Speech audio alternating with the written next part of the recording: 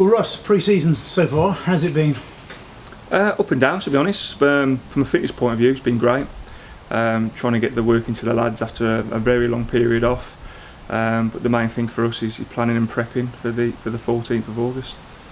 It has been a very strange period, obviously for everybody, isn't it? Yeah, but it has. You know, you think of the last competitive game was the 9th of January. We trained for probably a month after that before it all got cancelled. And then the lads have had all that time off, really, for obvious reasons.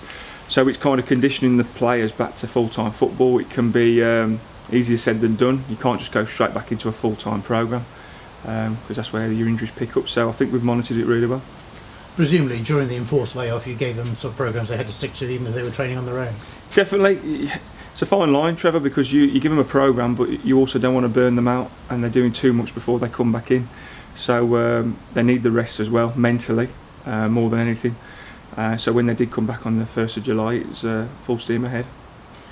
I suppose you've managed to keep the core as well, all other players you've kept together, and that must make life easier under the present circumstances. It does, in terms of, organising, housekeeping. The lads have got a good bond together. You know, we had a half decent 15 games last year, so it always helps. Adding to that, we'll have some fresh bodies coming in that we have done and we will do to ignite us a little bit more. But that's football every season. But I'm glad we've been able to keep the core.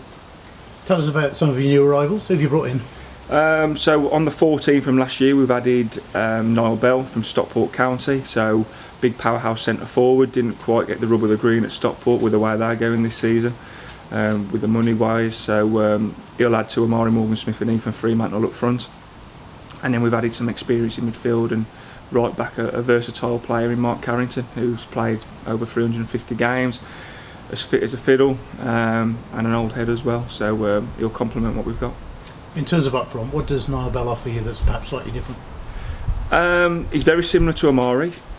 So he adds physicality, strength, pace, hopefully goals. That's what we brought him here for. But I want to give him his chance. You know, he's been in and out of teams in the last few years. Is there a reason for that? We'll find out this year, but it's make or break for him really, and I think we could be the club to give him that break. The one setback you've had is clearly Cliff Moyo. That was very unfortunate, really. Yeah, it was. It was took the wind out the sails of the whole club, to be honest, because he's club captain. He puts his heart on his sleeve, and he doesn't go down very easily. So when I saw him limp off and he was wincing the other day, I just knew straight away it was a bad one.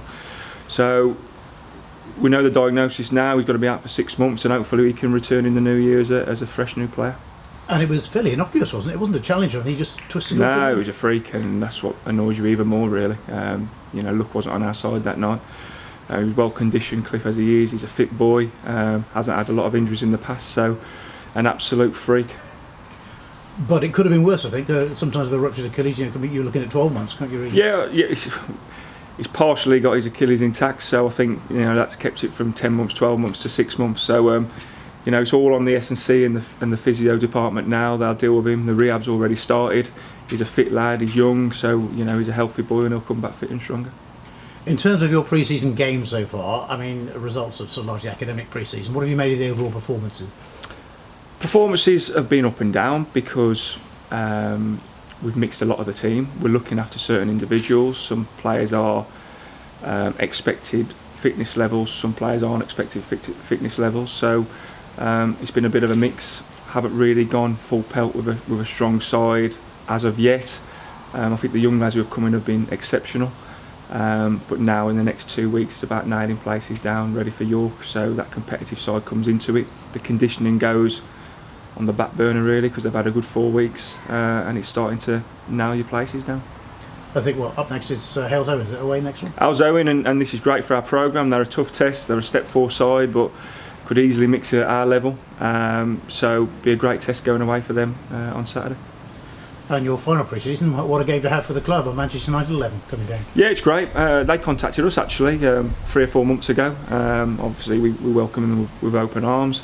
It's the first time a Man United team has been down to Kidderminster in a long time. So there'll be a good crowd. It'll be an enjoyable night under the lights as well. So yeah, can't wait. In terms of further additions to your squads, how many more are you looking to bring in? Probably we were looking at 2 or 3, and obviously with the Cliff Moyo situation now, probably 3 or 4, but it's not as easy as you say. The players we're looking at and identifying, especially in the loan market, the players are always with the parent clubs in the first team, and we've got to wait for their permission to come out, so it could be a last minute deal, but we'll see, watch this space. Yes, at this stage it's a bit cat and mouse, isn't it? It's wait and see. Well, they are, and the players that we're interested in are also an interest to other clubs, so we've got to sell our model here, which is a good one. And we'll go from there.